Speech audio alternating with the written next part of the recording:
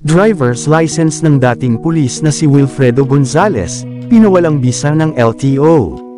Pinawalang bisa ng Land Transportation Office ang lisensya para makapagmaneho ng sasakyan si Wilfredo Gonzales, ang dating pulis na nahulikam na nagkasa ng baril sa nakaalitan niyang siklista sa kalsada ng Quezon City.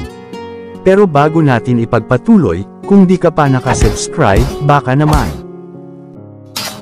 Sa resolusyon na may petsang September 5, sinabi ng LTO na napatunayang lumabag sa mga batas trapiko si Gonzales, kabilang ang Section 27, Improper Person to Operate Motor Vehicles, ng Republic Act 4136, o Land Transportation and Traffic Code, na dahilan para paalang bisa ang kanyang lisensya at maaari lang mag-apply muli pagkaraan ng 2 taon.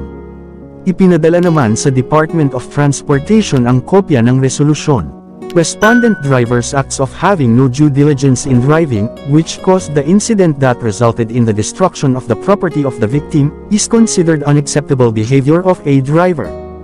Taken as a whole, his actions are tantamount to the acts of an improper person to operate a motor vehicle, which is punishable under Section 27A of RA. Number 4136, na nakasaad sa resolusyon.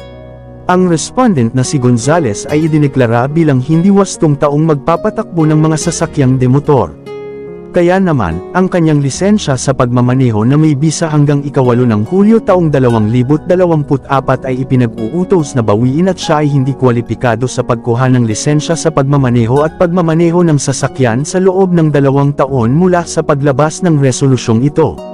Sa viral video, makikita si Gonzales na binitukan at kinasahan niya ng baril ang siklista na nakasagi umano sa kanyang kotse. Nauna nang ipinatawag ng LTO si Gonzales para hingan ng paliwanag sa insidente pero ang anak lang niya ang dumalo sa pagdinig ng ahensya noong 3 ng Agosto. Kayo mga ka-trending, anong masasabi nyo? Maaari mag-iwan ng komento sa ating paksa. Huwag kalimutang i-follow, like and share. Kita-kits tayo muli sa next video. Goodbye.